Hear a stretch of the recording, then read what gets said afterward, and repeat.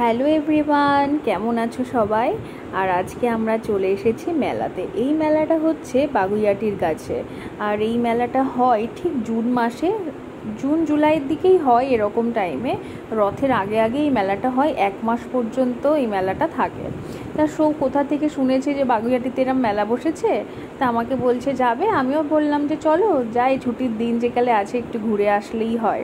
আর আমি বাড়ি থেকে ভেবেই এসেছি আমি মেলাতে আসবো, আমার কয়েকটা ক্লিপ কেনার আছে সেই জন্য।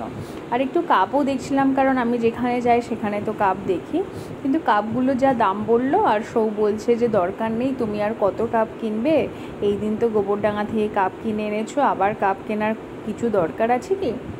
আমি বললাম ঠিকই তো, তাই তো, আর কেনার কোনো দরকার নেই। আমি ওই জন্য কাপের দোকান থেকে বেরিয়ে এখানে এসে এগুলো দেখতে থাকলাম, জুয়েলারিগুলো। আর এই জুয়েলারিগুলো বলছিল সব 40 টাকা করে।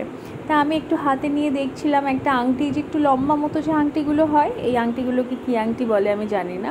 আমি হাতে পরে দেখলাম, সৌকে দেখাচ্ছি এটা কি ভালো লাগছে, আমি নেব। তখন ও বলছে যে না না, এসব নিও না, ভালো লাগবে না তোমাকে। তা আমি আর নিলাম না।